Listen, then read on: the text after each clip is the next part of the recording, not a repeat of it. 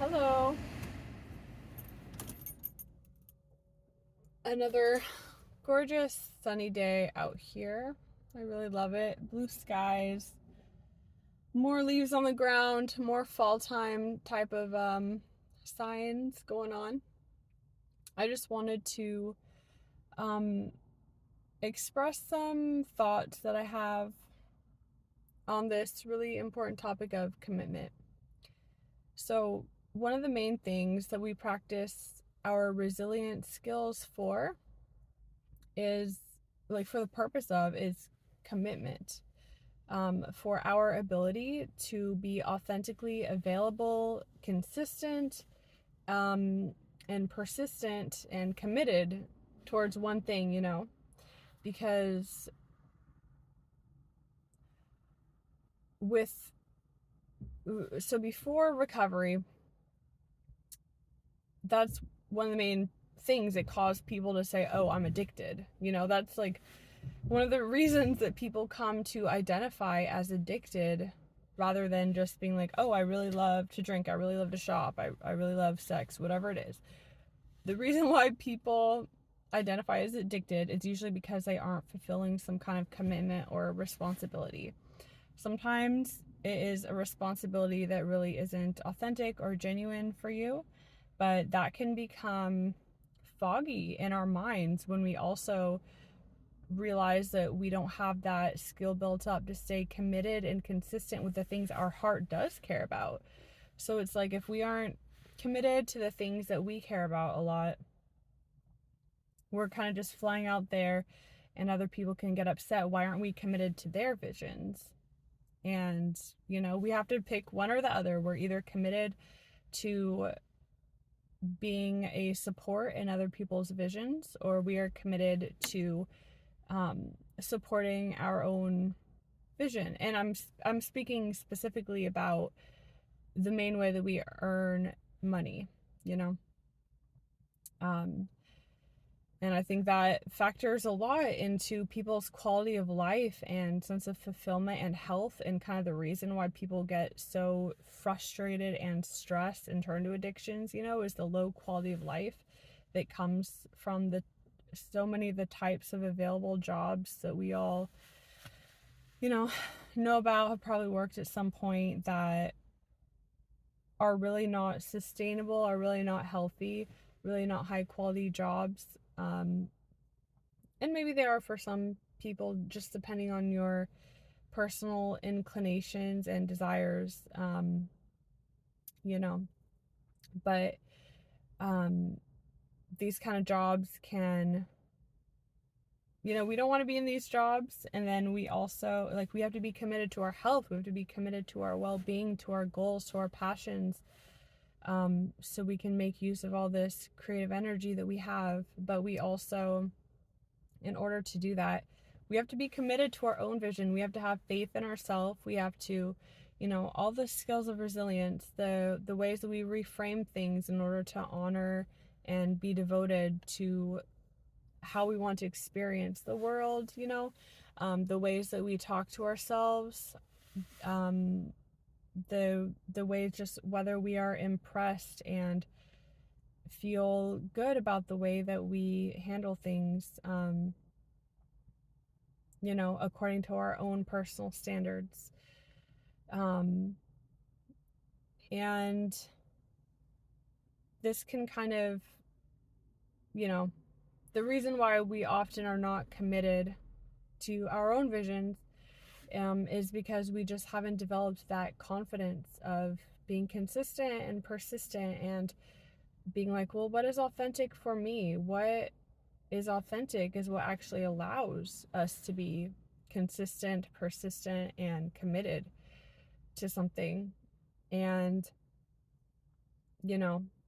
once we have, it's something that we can only know internally, have that feeling that this is it right now. And without that sense of doubt, without that feeling that we're forcing ourselves, we have to be able to assess in ourselves, okay, this is it, this is the thing I'm committing to. And to know that being committed to something is crucial for our enjoyment of life, for developing our sense of meaning, for living authentically, and really feeling like alive and vibrant in our own lives, and learning things are relevant to us, not just feeling like we are playing these roles that we think someone in our position should be playing, but we're actually playing the role that feels like us, that feels like personally relatable. It's really important to be consistent with our own goal, and when we are consistent and committed to something, like anything that we choose, we just need some way to be consistent, because that's the way in which we are going to learn. We're going to deepen our character. We're going to deepen all these things that really matter to us, deepen our authenticity, deepen understanding what our life circumstances need to be like in order for our bodies, our physiology to be less stressed and more open and safe. And in healing our physical body, we will also heal kind of these reoccurring stress thoughts that emerge, because they are, our body sometimes tries to communicate, I'm really stressed, by the thoughts it sends us. It's just like, if our thoughts are in that vibration of fear or stress, that can very well be a sign that, okay, my body's overstressed. My body is living by adrenaline, by stress hormones in order to keep on going. This isn't sustainable long term. This is having really negative health consequences for me long term. This inhibits my self-care. This inhibits my ability to connect with people, and to find where I belong. We can only find where we belong when we are living in our integrity, when we are living through what we love about ourselves and what we love about our life. And in order to do all this, we have to be able to affirm ourselves and have that inner coach mindset, where we actually care about our quality of life, that we agree the purpose of life is to play. We are committing to that vision, that the purpose of life for everybody is to play. And we are going to be committed to having that life for ourselves, and also committed in being that just living example and supporting people as we are able. We're not trying to drag anybody, because then we can't keep on going either, but just as we are able, supporting people, also working together so that other people are able to, when they're ready and they want to, other people are able to experience a different quality of life also. And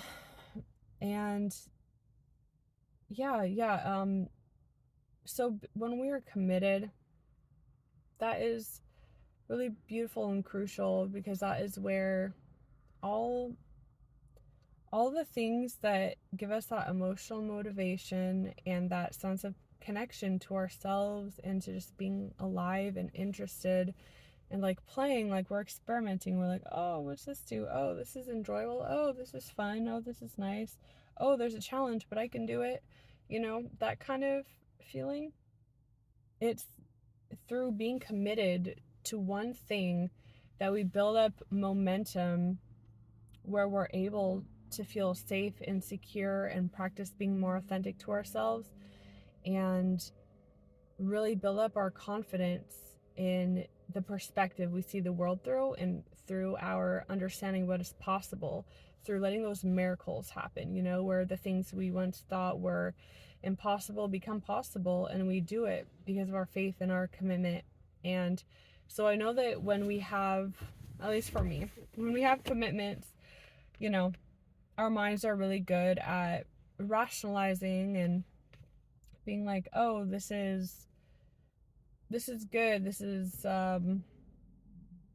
okay. So whenever any kind of challenge comes up, our mind can really, because we are empathetic to ourselves, we care, we don't want ourselves to suffer, our mind can, go to that place of like, oh, I don't want to do this, this is harming me. And I think that's a really important part where we need to develop this tool of resilience to stay committed, where we are able to ask if, like, be like, no, I'm not going to let it hurt me. It doesn't have to hurt. We can hold firm to the perspectives of the vision of how we want to experience the world. And when it does hurt, to bring it back into our own personal character development of kind of like just being like, what would someone who loves themselves do in this situation? What would what is the way that I believe everybody should gracefully experience hurt and pain and fear and doubt, the emotional processing, that work that allows us to really stay strong and maintain our visions. And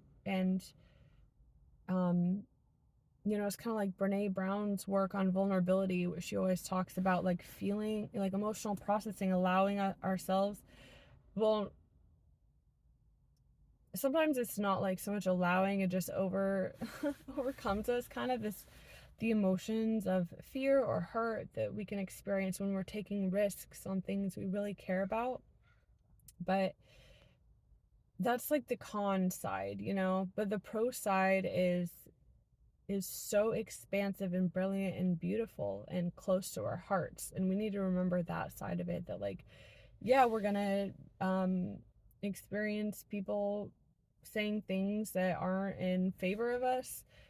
Like, yeah, we're gonna experience things that are really stressful, or we feel confused, we don't know what to do in the moment. But the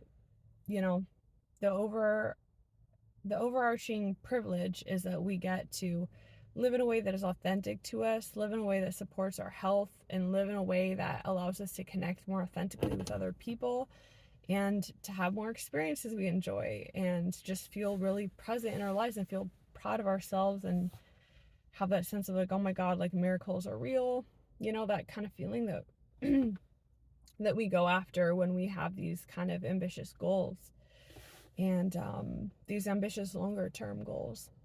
And I think that it's really important to remember that vulnerability, that being a vulnerable person, being a sensitive person, it means we innately have more strength and faith than people who don't allow themselves to experience that, and people who tend to, instead of feeling their feelings and examining things, people who instead use their anger and fear, or their fear, their hurt, it turns to anger. They push away opportunities, they misunderstand, they make snap judgments, which make them compatible with more of a harsh, tense,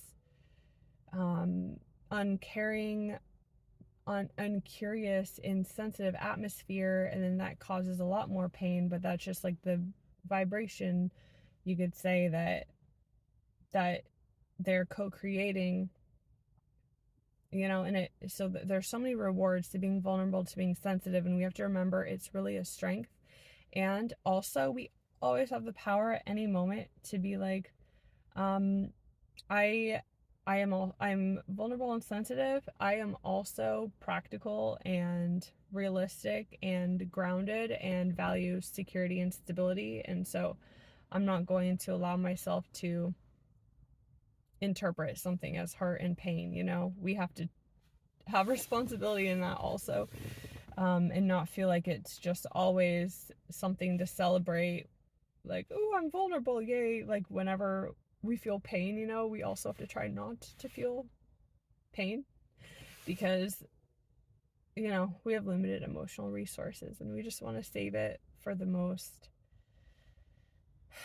just save that energy as much as possible for the moments that we don't have the power to alter our perspectives on. And yeah, so staying committed to an idea, and not allowing other people's kind of prophecies or predictions or perspectives and beliefs, not allowing that to affect our own. That is such a strong, important skill to have. And it's important to maintain that ability, not just by shutting ourselves off to all input, but also to, we have to be able to hear those things and identify, have our own personal reference points to identify when it is not relevant, not helpful, and not in tune with our beliefs. And to remember that our beliefs and our convictions are so powerful and are the laws and the integrity through which we design our lives, make our choices. And it's the reason why people can rely on us, the reason why we are so consistent and persistent and committed, and the reason why people love and care about us is because we are who we are. We are strong and committed, and even when it's unpopular, we stick to our convictions. I think that's really an important part to remember, that when we are committed, we are learning how to do all these things that maybe we didn't before, and it ultimately opens us up to feeling safer, to have interactions with other people, and to be authentic in our interactions so that we can have nice experiences and connections with people who are compatible and we just see eye to eye with, and it comes easy and it feels nice and supportive and natural. I mean, when we go through different difficult things in life, we can really start sometimes to believe that that's just how the entire world is. But we have to have this inner coach in us that reminds us that there's so much beauty and kindness and the same things we want in the world. There's other people who feel that too, and we can live that life by connecting with these people, but we have to just play our role in having faith that this exists and being committed to living in the way that that enables us to support all of this, these characteristics that we enjoy in other people and want them to enjoy in us, these characteristics of security and consistency, persistence, and commitment. So, yeah, it's really powerful when we just go with the flow and remember that no matter how we feel, I was feeling really sick yesterday in the morning, especially anxiety, feeling physically sick, disconnected from my body, thoughts were unhelpful, was feeling on the edge of a panic attack, and I felt so proud of myself because I handled it differently than I would have in the past. I handled it in a way that allows me to continue my commitments to my vision and to my beliefs of what I want to be true. And it is true because I said it is and I want it to be. So when I was having a rough day yesterday, all I did was got really, really cozy and allowed myself to just relax and feel comfortable without any kind of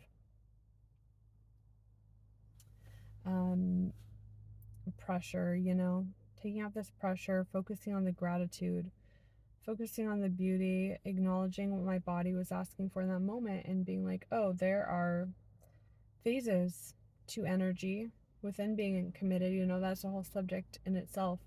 There are phases to our energy that when we are learning to be committed to something, we have to learn our own patterns and phases within that commitment structure.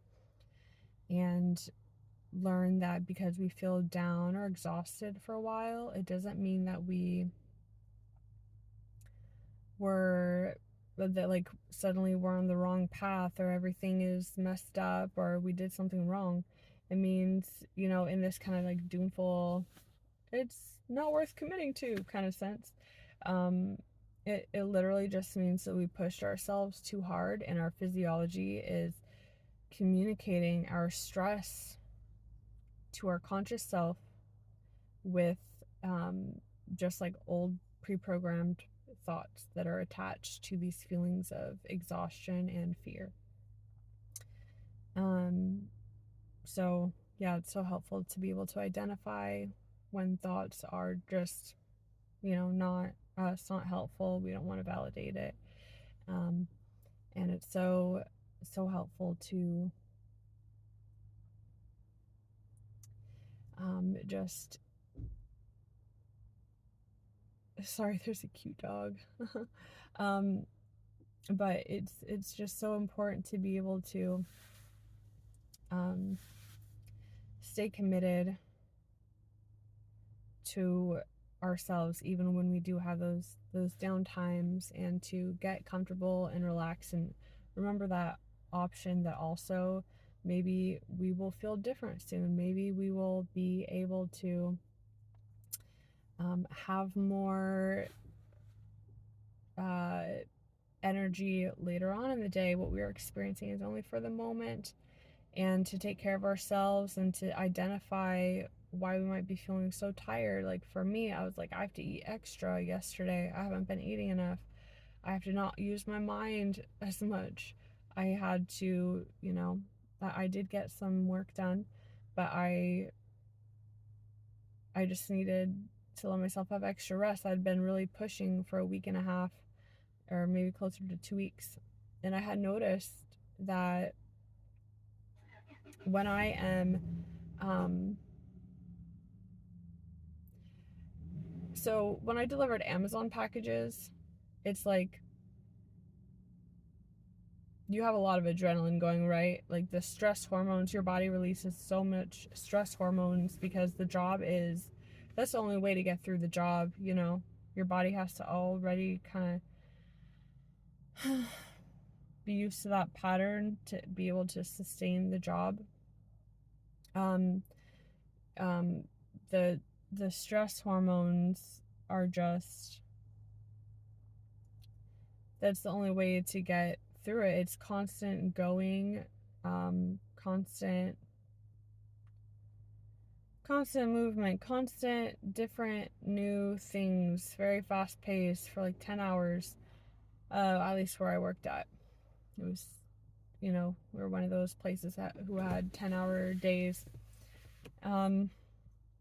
And, I'm realizing that as I have stopped that job, that my body, when I become tired now, when I become exhausted, because I'm not also doing things that cause all these stress hormones to always be in my system, it means I'm more sensitive to exhaustion when it happens. It means I can feel it in my body more when I push myself, because I'm not also having the accompanying things to like create these super stress hormones that numb me and make it possible to sustain that lifestyle for a while. So, I definitely noticed for myself that, yeah, being committed, it involves being curious and open to interpreting the things you experience in totally different ways than you did in the past. And just really noticing for yourself. That's a really important part of being resilient. Noticing for yourself your personal signs and symptoms of, oh, I'm getting really exhausted, a crash might happen soon. And just learning what are things you can do to prevent that crash from happening, and also to give yourself like first aid before the crash. Give yourself first aid to prevent yourself from continuing to dip till you get to that point of the crash. And the crash for me was just one day yesterday. I'm feeling pretty back to normal today, but I still don't want to push it, you know? Um, and yeah, just however far we can push ourselves, and because that's going to be expanding our ability to handle things is going to expand as we get more accustomed to our specific commitment, and it becomes, not new to us, and we understand it more. And just as we grow healthier, more resilient emotionally and physically, like physically healthier, as we continue doing these things, we will expand our ability to handle stress or just information tasks, and we will be even more refined in our commitments. So just remember, when we are committed to ourselves, we don't ever interpret things in a doomful way. When we have committed to a goal and we understand like how it fits into so many things, like it weaves this perfect web into all these things we care about in our life, in the present moment, in the way we want to live in the present moment. We have to stay committed to develop the character that we need so that we can go on to do the commitments that become even more passionate for us in the future. Maybe it will, maybe it won't be the same commitments as now, but either way, we have to be committed to something so we can develop the character and the confidence and everything. So, a part of being committed is we just have to remember to be very compassionate to ourselves and look, we're being really intelligent and strategic and strong, so strong and resilient when we are like, what are like recording and keeping track of what are our patterns of exhaustion, what are our symptoms, the signs that we notice that we personally have when we start to be like, oh, I'm pushing myself too much, it's going to lead to a crash, and what are kind of the first aid things that we can do to help ourselves take care of ourselves so our energy is more regular and we can be more committed to our commitments and ourselves. Ultimately, it's all about devotion to ourselves, because only through that can we be authentic and genuine in our strongest version of ourselves, to be devoted to the people that we love. So self-devotion has to come first. And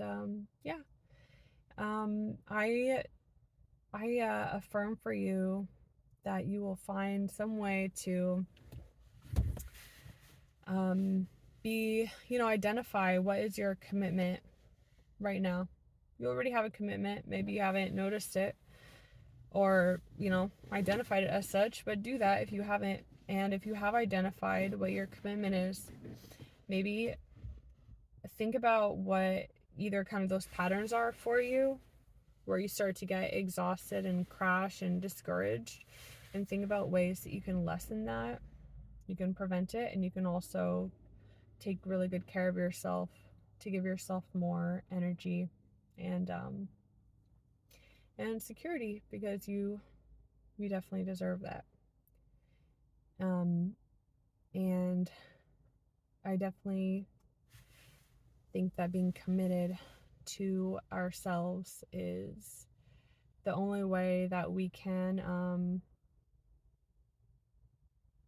really experience play on earth, and play is what being alive is really all about. So and if you're interested in my resilience coaching, I have my email address in the description that you can look at and email me. My email is my coaching is just to kind of, so a coach is different from a therapist, and that a coach, to my personal understanding, draws more on personal experiences instead of theory, and it doesn't use clinical language, doesn't use this kind of clinical theoretical stuff so much, uses more down to earth language, and so therapists and coaches can be talking about the same exact thing, but we'll use different language so that the same information is accessible to a wider variety of people. So with coaching, I just really care about wanting other people to feel out of torture land because I know what it's like to be in just perpetual suffering and having that little tiny hope like there's got to be a way out of this, but feeling so just like angry and disgusted and like sorrow for like why can't I find this way out. um and so that's why it is, and just, and then we can get distracted by just feeling so upset about the way of the world that allows people to get in these kind of positions. And that is a really real thing. That is a real side of the the dice, the side of the dice. You roll the dice and you see that side of it, and I don't know. So that is a real thing, but some of the keys that have allowed me to not be in that perpetual state of suffering and to lessen, like greatly, dramatically lessen that real suffering of like getting caught in panic attacks and just terror and isolation and just feeling so out of my integrity, out of my life, disconnected from myself, you know. um there's all these things people talk about, these mystical things like soul retrieval and all this stuff, and for me, I come at things from a very much more like practical, down to earth perspective, you could say. um and my perspective is literally just like what are our baseline assumptions, that resilience is in every single human being. That is how we have gotten to where we are now, and we create to have really beautiful things to be grateful for in the world. um and this whole place of being resilient is centers around our ability to affirm ourselves, talk to ourselves, and interpret things around us in a way that helps us. And in doing so, being able to manifest the things we care about so that we can live more in our integrity and authenticity and care about like feeling like things are relevant to us, like we're really in our life, and that being hopeful becomes valuable. Because sometimes we can get in these situations where we are actually kind of rewarded for being, we get rewards and help for being in connection to people, for being upset, for being angry, and this can accidentally cause us, like our subconscious, to believe like, oh, I have to play this role that causes so much stress in our own bodies and so much just an feeling of unhappiness, unhappy look, perspective on the world. We feel like the only way that we get this kind of connection and care about us and help is by, yeah, playing this role of extremely unhappy. And for a while, in our lives, we definitely were in this, we needed help, we weren't able to see things well, but then we get to that turnover point. you know um we get to the turnover point where now the thing that matches where we are in our life is to, you know we want rewards for being happy, for being positive and uplifted and these kind of things.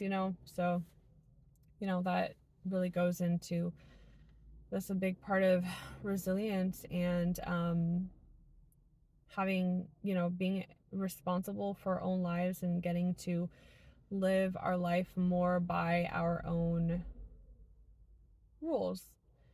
By rules, I mean, of course, we're still within the rules of society, but we are affirming our personal values, basically. The rules being our values, and how, like, the kind of the subcultures within society, or the vibration, you could say, within society that we personally want to experience our life within. So, yeah, these are the things that I support you in through my coaching. And if you're interested, just email me. And yeah, thank you so much for listening. And if you have sunshine wherever you are, soak it up. Because fall time, well, I don't know where you live, but fall time is coming. It's coming here, and it gets a little less sunny. So, yeah. All right, take care. Talk to you later. Bye.